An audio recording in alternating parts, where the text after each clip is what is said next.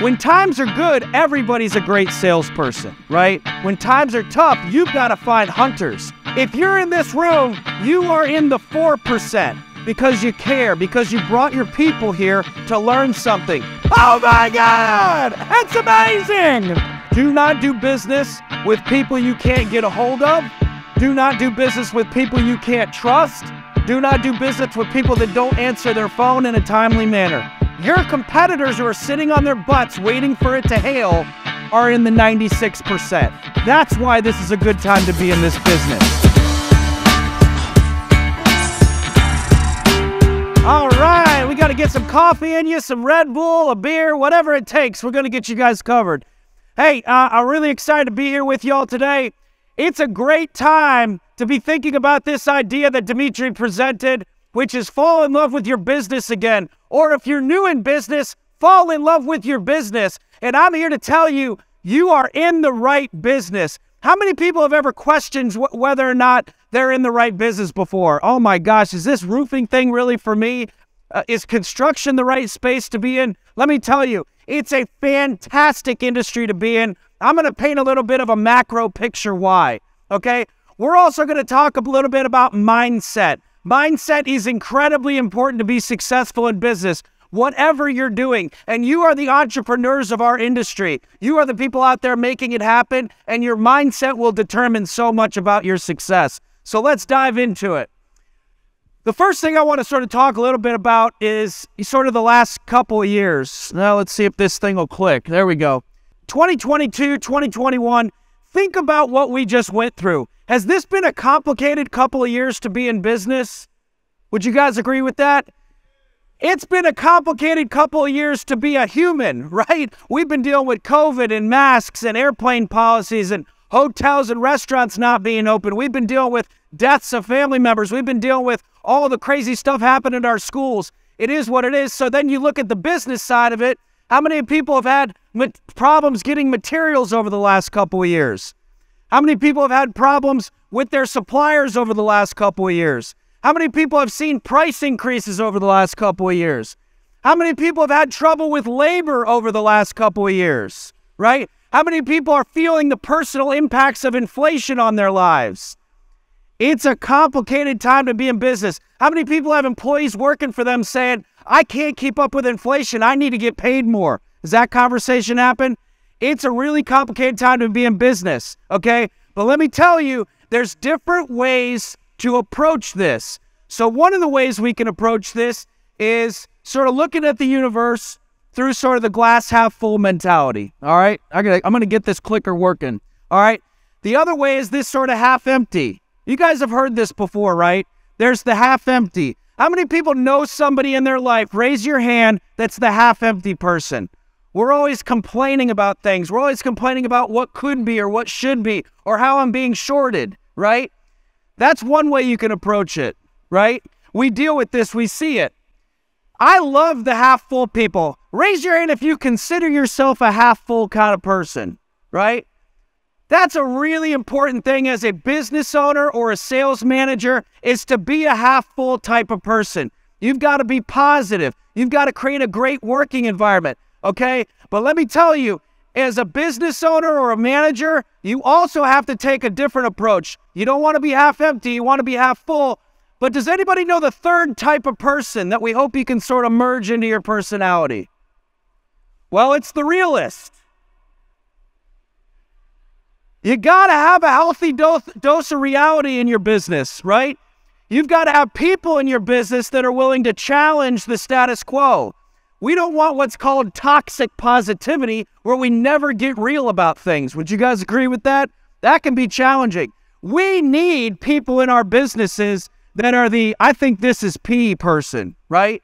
Why? Because they help us see what we sometimes can't see ourselves, okay? Look for those people in your businesses. Have an open mind and try not to confuse the half empty with the, I think this is P person. Sound good? That's my first tidbit for you. We need some realists, especially in a challenging business environment. All right, so the message there is stay positive, keep it real. So let's talk about this industry. I truly believe there's never been a better time to be in the construction business. Let me paint a little bit of an industry macro picture why. How many people have had the best 2 to 3 years in their business's history over the last couple of years? Raise your hands. I would say about 40–50% of you. How many people have had the worst year in their business the last couple of years? Very few. All right, let's talk afterwards, buddy. I'll buy you a beer. We'll do a little therapy session, okay? I think it's been the best of times, but what we're heading into is a much more challenging economic environment. How many people have been fed that information, right? We're being fed to it by the media. We're being fed by our suppliers. It's going to be a challenging business environment. Things are going to get tough out there. Inflation, recession, there's a lot of fear out there. But I would tell you, let's look at what's going on over the last several years. Not a lot of you probably see this information, but this is public information, but I'm going to break down for you the asphalt shingle roofing shipments, which is relatively indicative of residential demand over the last 4 years. The 24-year average for how many shingles we as an industry install is 140 million squares. Think about that. That's a lot of roofs, okay? There's your last 4 years. 2019, 146. 2020, 161. 2021, 169 million squares in 2021. That's 30 million squares of shingles more than the 24-year average, okay? So if it seems busy, if y'all have had some good years, guess what? This just sort of backs that up. Last year in 2022, 157 million squares. It's been very busy. Well, why has it been busy? And can we expect this industry to shrink? Can we expect residential remodeling to shrink? I think it's going to fall back to some level of normal, but I also think our best years are ahead of us. So let me tell you why. This chart right here is also publicly available information, and you can go get this on the NOAA website. This shows the billion-dollar disasters since 1980, adjusted for inflation. So what has happened to see this trend line go significantly up, where we've got significantly more billion-dollar disasters? Raise your hand if you respond to disasters in your respective markets. Every single one of you does. When somebody calls to you for a roof, likely it's because, why? They have to get their roof done. Is anybody running and sprinting to you with $20,000 saying, you know what, I just don't like the color. I would love for you to replace my roof. Is that what happens to most of you? Once in a while, okay? Those are like the white buffaloes. We love those customers. But most of it is have-to-haves, right? And it's driven by this storm restoration piece is really these trends. Now, what's happened? You can make a case for a number of different things. One, people are moving more to areas where there's a lot of storm activity, okay? Does anybody follow the census data? Where are people moving? Raise your hands. Tell me where people are moving. They're moving to Florida. Where else are they moving? Texas. Where else are they moving? The Carolinas. Where else are they moving? Georgia, Tennessee. What do those states have in common?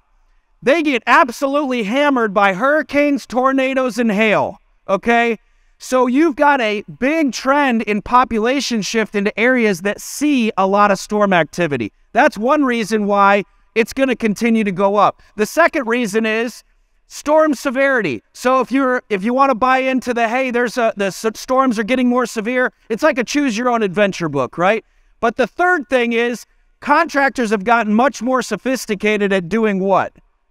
Getting roofs bought. Would you guys agree with that? 10 years ago, this industry did not look like it does today, okay? Now, a lot of you in this room may not use storm activity as your primary driver for business. That's a good thing. If you have a strong retail focus, that's fantastic. But when a storm does come to your market, it does affect the business. It affects the amount of inbound calls you get, and it absolutely affects the pressure on that market. So, from a storm perspective, let's take a look at the last 3 years. 2020 was the most expensive disaster year on record. Look at all of the landfall, tropical storms, and hurricanes that hit us in 2020.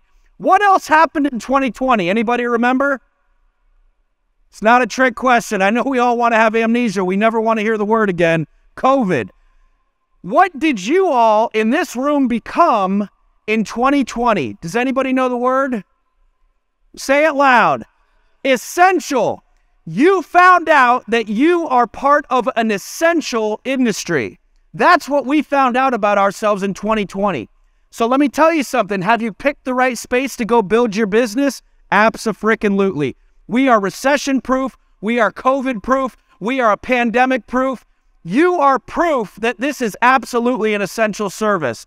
Now take a look at the storms. What would have happened during COVID when everybody had to shelter in place if these people who got affected by these storms couldn't get a new roof?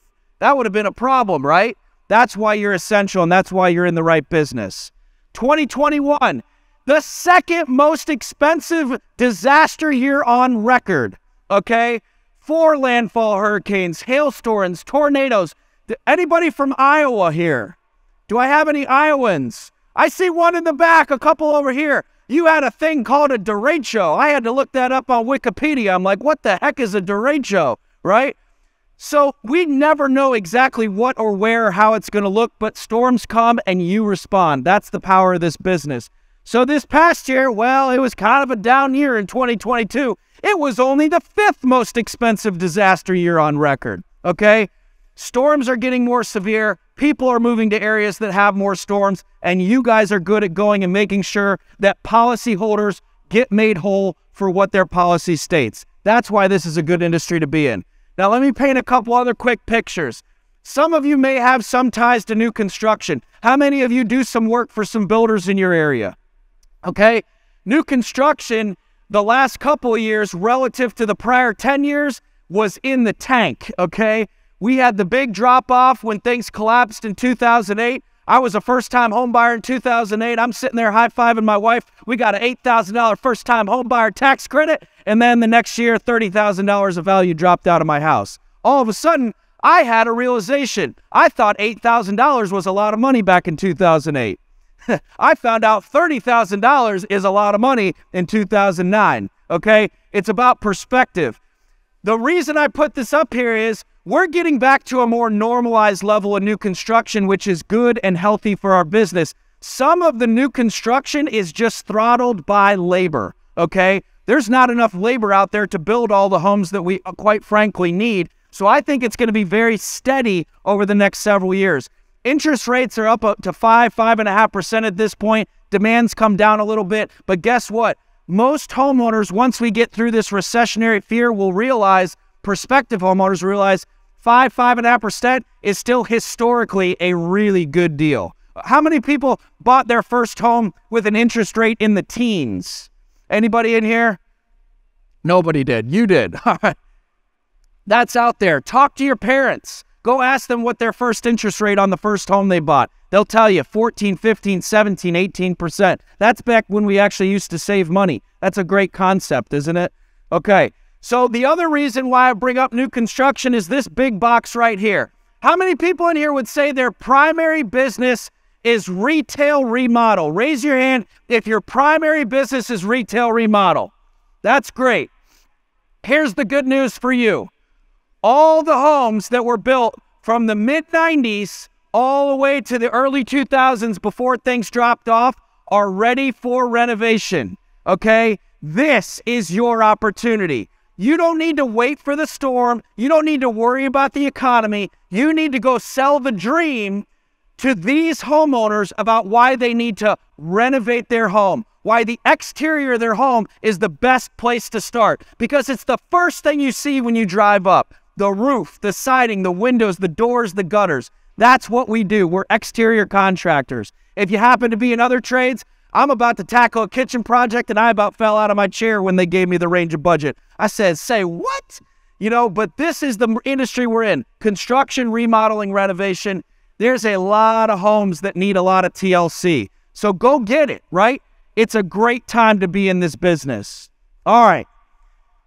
So we've got the pressure of it's a recessionary market. Things are going to be challenging. Oh, be afraid. Be very afraid. And I'm sitting here telling you, don't be afraid. Just take action. So what's the strategy to sustain and grow in an environment like this? We've had 3 years of really, really good business. The phone has been ringing. Now the phone's not maybe ringing as much. backlogs are shrinking a little bit. How many people have sales reps that have never had to go out and actually prospect because there's always been plenty of leads? Does anybody have a few sales reps that have no idea what that word even means? Prospect? It's like Allen Iverson. Practice? You want me to practice? Right? Prospect? You want me to prospect? When times are good, everybody's a great salesperson, right? When times are tough, you've got to find hunters. You've got to find killers. You've got to find people that are willing to go out and work a market, okay? You've got to see that in your people, and you have to hold your people accountable to that, because things are going to get tough. And the people that win in those times are the people that are paying attention and finding the right people. Dimitri talked about it earlier. People is one of the most important things you can nurture in your business. Your people are the lifeblood of your business. It's not your manufacturer partnership. It's not your supplier partnership. It's the people working in your business every day. Do they believe in what you're selling? Do they believe in what you're all about? Okay, do they want to go to battle with you? Do they want to go out and sell for you? Do they want to install for you? You've got to figure out some of those things. So let's talk about a scary statistic, but this is also a reason why it's a really good time to be in this business. According to the U.S. Department of Commerce, anybody ever heard this before? Construction and contracting businesses have the highest rate of failure of any other business type. If you're in this room, you are in the 4% because you care, because you brought your people here to learn something. Your competitors who are sitting on their butts waiting for it to hail are in the 96%. That's why this is a good time to be in this business, okay? 96% of construction and contracting companies fail within 10 years. Why is that? I'm not here to tell you about your business. There's plenty of really smart people that have run really good businesses that are going to talk to you about managing your finances and your culture and things like that. But what I'm here to tell you is you can run circles around your competition by not doing the stupid stuff, by not buying into getting ahead of yourself, investing too quick, too fast, too much in the nice to haves, right?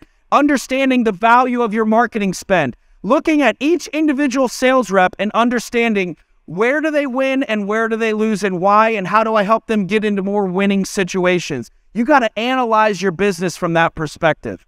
So, how many people watch the show Yellowstone? Do I have any Yellowstone fans in here? Man, I tell you what, I just discovered the Dutton family, and it's like the Sopranos of the West. It is so much fun. And I heard a quote on an episode recently, and Kevin Costner plays this patriarch, John Dutton, and he told his son, you're either winning or you're learning. Has anybody ever heard that before? All right. So I recently heard that quote a second time after the Super Bowl. Did anybody hear who said that after the Super Bowl? Anybody? I heard it. Jalen Hurts. Jalen Hurts, a quarterback from the prestigious University of Alabama. He's a national champion at Alabama, and the next year he loses his job to a little-known quarterback named Tua from Hawaii, right? What an incredible thing to be so humble as to say, you know what, I'm going to sit back, I'm going to support this guy. He transfers to Oklahoma, he leads his team to the playoff the next year. This dude just lost a Super Bowl, okay? You guys go into home and you lose a job, that feels bad. Think about losing a Super Bowl. And you know what he said afterwards? He said, you know what, you're either winning or you're learning. So I was curious where this quote came from, and it actually comes from a much more interesting place. It's not about a sport. It's not about some mobster out in Yellowstone, Montana, okay? It came from Nelson Mandela. I never lose. I either win or I learn. That's some powerful stuff right there. Think about what this man had to go through in his life. And to maintain that perspective, to not say, I'm losing, woe is me, I can't deal with this, life is hard. Right? I want you to think about that with what you have to do. We're just selling roofs, folks. Okay? It's really fun, and it can be exciting, and you can get everything you want in life, okay? But you have to maintain some perspective. You're either winning or you're learning. There's no losing in this life. Most salespeople lose more than they win. How many people's close rate is somewhere between 20 and 50%? Raise your hand if your company's close rate's somewhere between 20 and 50%. Guess what? You're doing all right. We're kind of like baseball. You send your sales reps out there, they bid 10 jobs in a week. If they get 3 contracts, they're doing pretty good. They're Tony Gwynn in it. Anybody know Tony Gwynn? Man, the dude hit 300 lifetime average. That's a pretty good ball player, okay? So let me show you what sales can look like sometime for your people. Take a look at this video.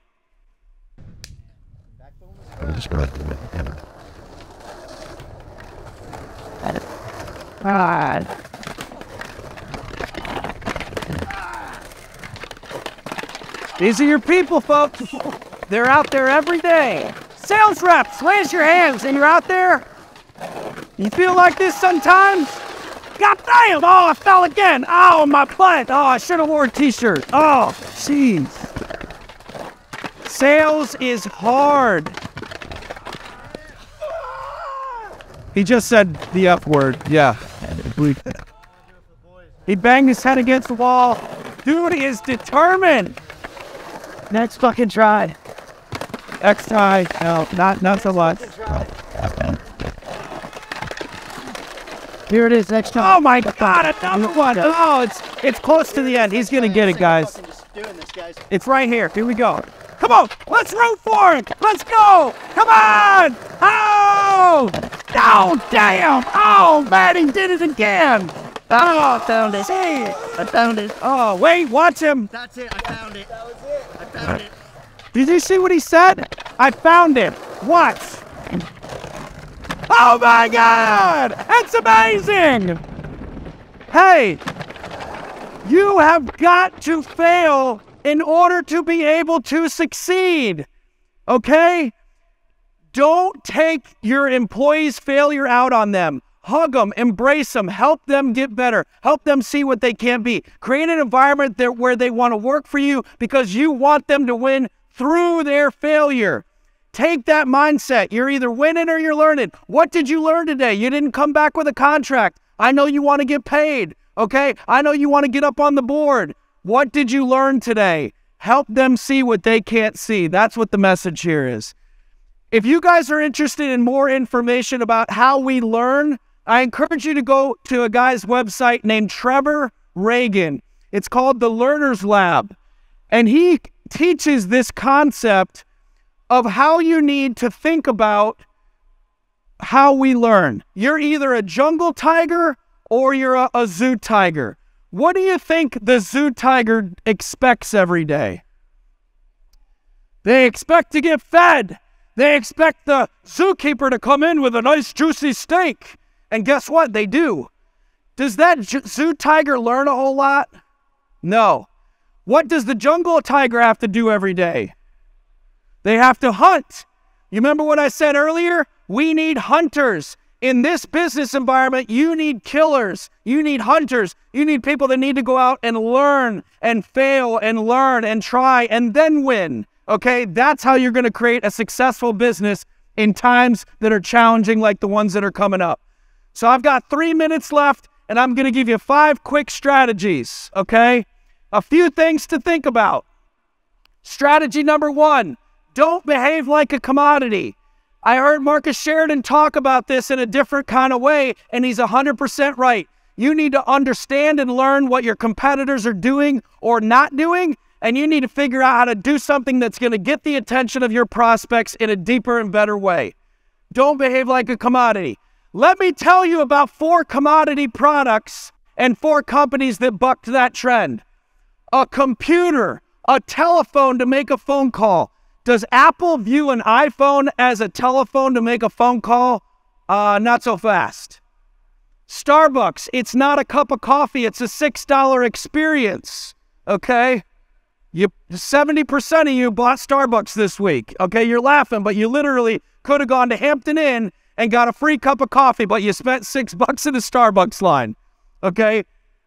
Under Armour, it's not a t-shirt. Okay? Yeti, the craziest product on the planet. It's a $400 cooler. Who owns something Yeti in here? You guys are stupid. You guys are crazy. I can't believe it. I have like 3 of them. I'm with you. Nobody in this room needs a bear-proof cooler. You do not need it. But yet he convinced you that you needed to spend $400 on it. Think about that. Do you think you might be underpricing yourself a little in the market? I think so. Just saying.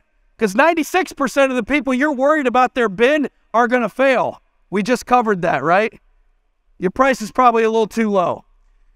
Tip number 2. Good, better, best. How many people have heard this before? I've heard Rodney Webb talk about having options and this for a long time. I would tell you the better way to approach this is best, better, good. If you don't lead with the best possible solution, how do you have any credibility trying to upsell someone into it? What I would do is I would start every bid with, this is what I would put on my mom's house. In fact, I did put it on my mom's house, okay? Now, there's more than one way to do best, better, good. You could do it with repair options. We got Roof Max in here. We got other people. People that go after repairs end up getting full replacements and they get referrals because they treat the homeowner with integrity and respect and say, I know that a replacement isn't for everybody, okay? That's one way to do a good, better, best. Another is product or brand, styles, warranty. You can create different warranty options based on your service level. Service agreements, 5-year service agreements, 10-year service agreements where you come back out and you clean the gutters. You check for leaks. You check for little things that could have happened. Okay? Offering multiple trades.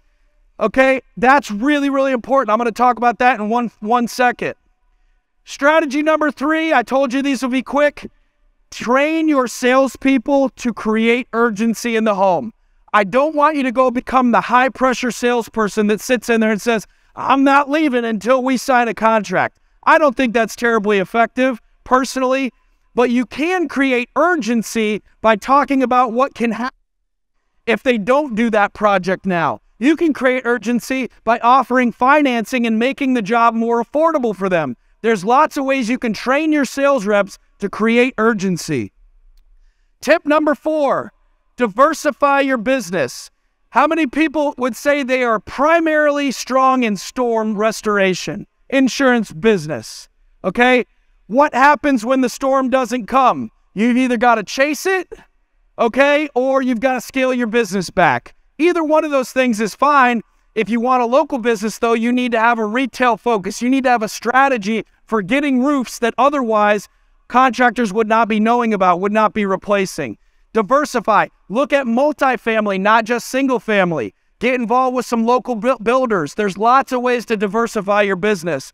The other part of diversifying your business is making sure that you think about multiple trades. Now, this is probably something that could be highly debated, okay? But I would say if you get a chance to sit down with a homeowner and you don't actually talk about the gutters, a complementary product, or maybe siding, or maybe a front door, you're missing an opportunity to bundle that into something bigger. And a contractor I really respect, who gets a lot of his leads from storm restoration, said something really powerful. He said, I view and I present the insurance check, okay, as a down payment on building your dream.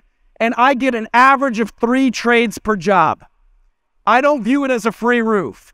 I would tell you our industry has brainwashed people into thinking that, oh, we're just going to get you a free roof. We'll even figure out a way to cover the deductible, okay? That's a huge problem. Change your mindset. View the insurance check as a down payment on building your dream home, okay? That's a really powerful mindset that can set you apart from your competition saying, I'll get you a free roof. There are plenty of dudes out there willing to go get you a free roof, let me tell you right now. Last point, build trust with your supply partners. If the only thing you view your supply partner as value for is their rebate and their price, and whether that delivery shows up on time, you got to reevaluate that relationship. Do not do business with people you can't get a hold of. Do not do business with people you can't trust. Do not do business with people that don't answer their phone in a timely manner. And if that's an Atlas person, I want you to send me a message and let me know that's happening, because that's what we talk to our salespeople about all the time. If you can't answer your phone and build a relationship based on trust, not price or rebate, we're doing this all wrong. And the same challenge goes to you. win-win. But also realize your suppliers need to make money too. How many people are doing this for free? Anybody in here in business for free? Everyone along that supply chain, from the distributor to the manufacturer to you, is in this to make a living for our families. So make sure you're building win-win relationships with your supply partners. That's all I've got. I'm going to go get a drink of water. I would love to talk to you. I'll be over at the Atlas booth. Thank you all very much. I hope you have a great couple of days.